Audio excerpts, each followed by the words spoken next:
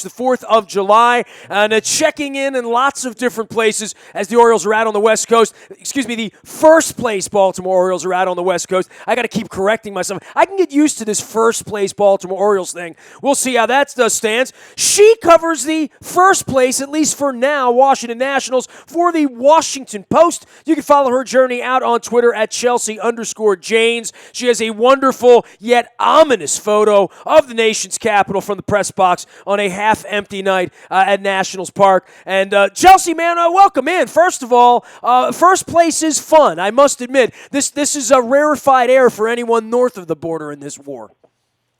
Yeah, it's the Nats sort of have been there the whole way, and they had a little tough road trip there where it looked like maybe they'd be coming back to earth, but have kind of settled down, and it just seems like, nobody's too close to them. The Marlins are actually sort of a little bit more of a threat than anyone really expected, I think, and, Giancarlo Stanton's hitting, D. Gordon's going to come back.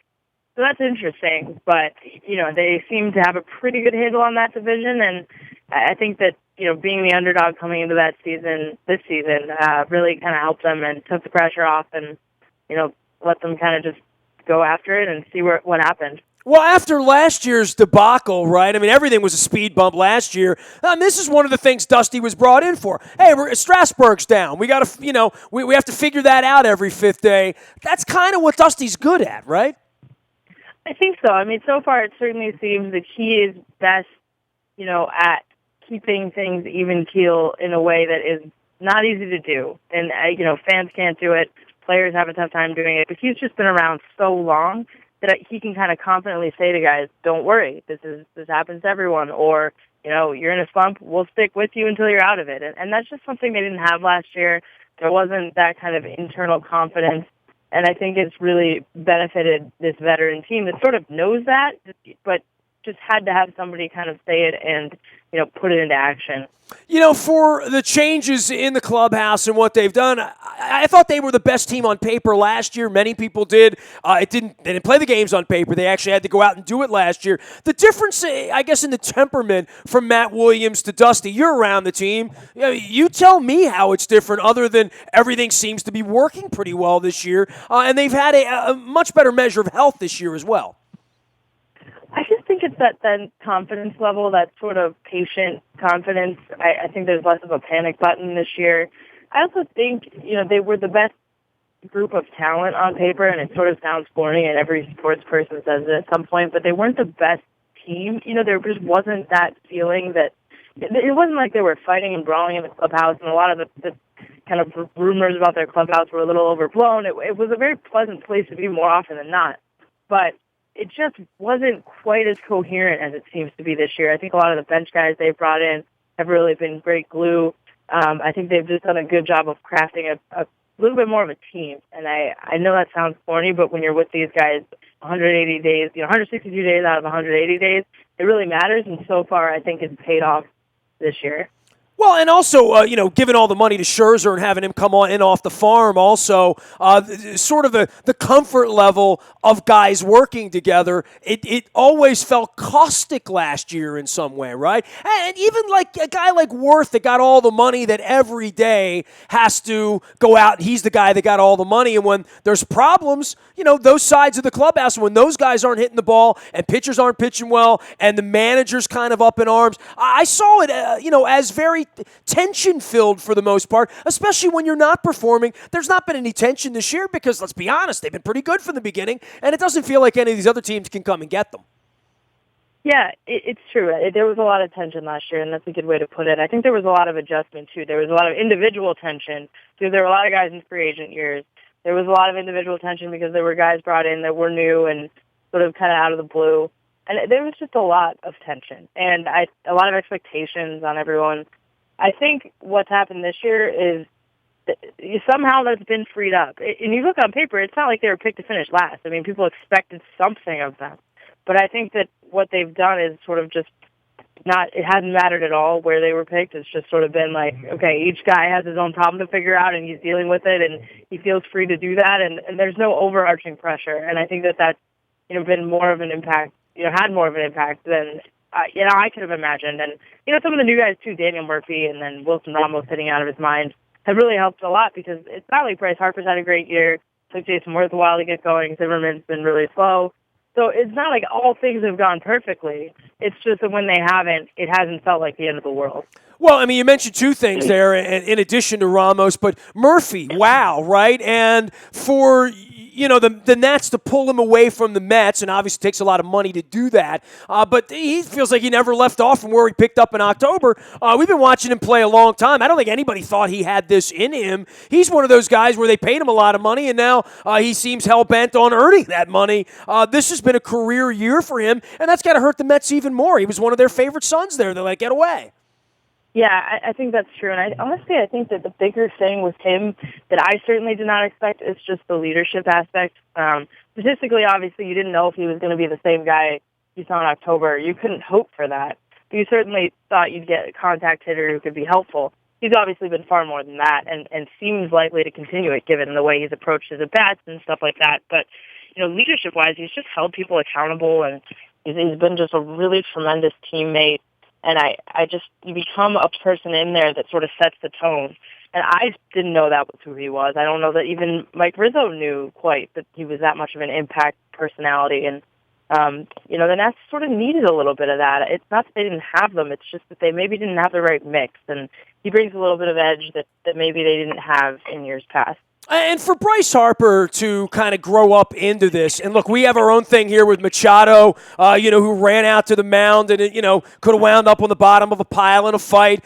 Did a 4-day suspension. The immaturity of these guys who have some meathead in them and get thrown into the major leagues when they're 19 or 20, and they're going to make $300 or $400 million. That's a tough thing, I think, for anyone to manage. Harper, though, has had a little coming back to earth. As much success as the team has had, you better hope this is his worst season, right? Yeah, honestly, I think it'll correct a little bit. He seems to be very close to just going off the way we've seen. And everyone kind of says that about these guys. Oh, they're close. But he actually has just been absolutely crushing the ball right at people for a couple days. And I think that he's going to maybe not have an MVP-type season, but he's going to have a heck of a season by the end of it and just seems very sure of that himself, which I think is half the battle. But, I think it's been good for him in some ways to realize that it's not going to be that easy. He was healthy last year and he hit. And in his mind, that was all it took. He had never been healthy and he had to be healthy. And when he got there, he won the MVP. But it's not that simple. He's going to slump. And so I think this is a big kind of growth year for him when maybe last year was just sort of a breakout year. And everybody needs those years. And I'm sure you guys see it with Machado that you're going to get a lot more, learn a lot more about him when, the slump comes than you do, when he's hitting really well and can go out there and get in a fight and sort of get a minimal pass on it. But I think that, it's been a good year for Harper in that way because he's kind of had to, figure out how to adjust because people have adjusted to him. Chelsea Janes covers all things Washington Nationals at the Washington Post. You can follow her at Twitter at Chelsea_Janes. That's Janes. And she has a lovely photo of the nation's capital up on the front of her Twitter. We talk a little bit about the West Coast and what happened out there. I was awake late at night last week, the night that Worth got involved and they lost the game in the middle of the night, in the middle of the slump. The Orioles are going out to the West Coast right now. That wasn't the best of times, I guess, for them, but to survive a bad losing streak, that's one thing we haven't had up here north of the border. Is the Orioles haven't really gone into the tank for a week this year.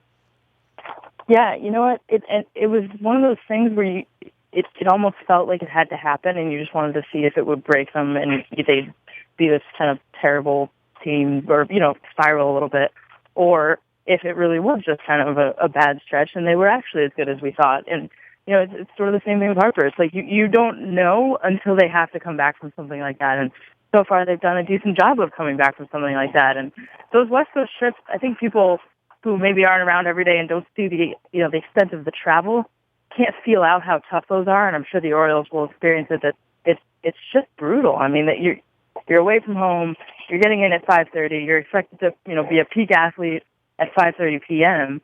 It's just not easy to do. You never catch up on sleep, and those West Coast teams are completely acclimated, and it's tough. So, getting those West Coast road trips out of the way and sort of just surviving becomes a lot harder than it seems on paper when you're playing teams like the Nationals had the Dodgers and the Padres and then even the Brewers.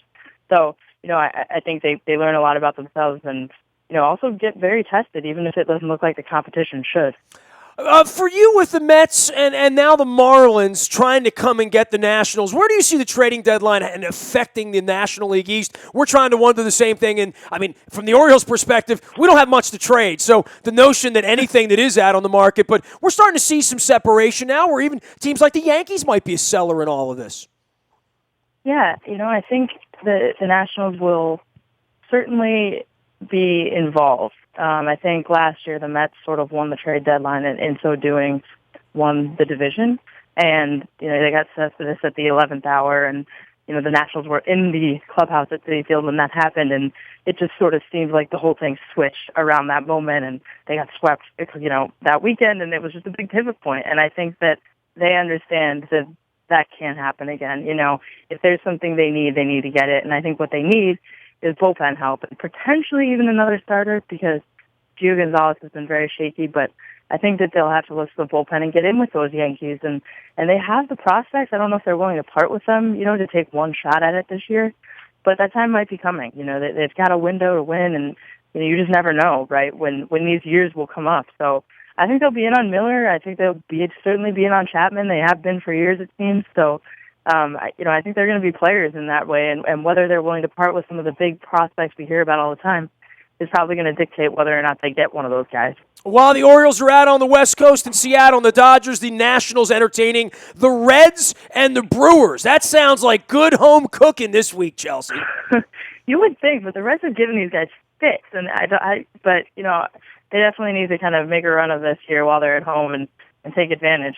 Hey, appreciate the time. Thanks for coming on with us and continue to enjoy the National League East journey. Going to be a fun summer up and down the 95 corridor. 2 first-place teams for Mr. Angelos' TV network.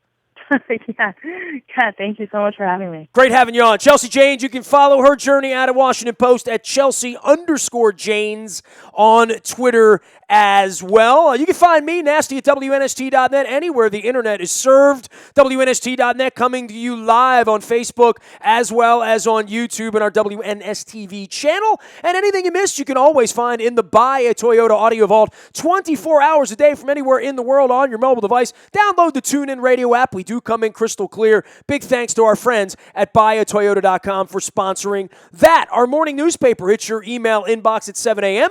That is powered up by Planet Fitness and PlanetFitness.com. Still $10 a month to get in the best shape of your life, and there is a Planet Fitness wherever you are. Last but never least, while the Orioles are out on the West Coast and hopefully the Ravens are staying out of trouble, any breaking news would happen on the WNST Tech Service. That's all brought to you by our friends at Coons Ford of Security Boulevard. And Dennis Colossus is not only putting out the hamburgers and the hot dogs and the barbecue, but he'll be serving up some sports radio, driving you home on Thursdays as he does from 3 until 5 each and every Thursday. It is a Sunday Sports Voice. It is sponsored by Coons Ford of Security Boulevard, just like our tech service. Don't forget, the week of July 11th, while you're barbecuing this weekend, I'm going to be continuing to edit all of these cool 1980s and 90s rock and roll interviews with the likes of REM and the Red Hot Chili Peppers and the Black Crowes and the Smithereens and the Bodines. And Lord knows, we got big stars with John Bon Jovi, Billy Joel, many, many rock and roll Hall of Famers.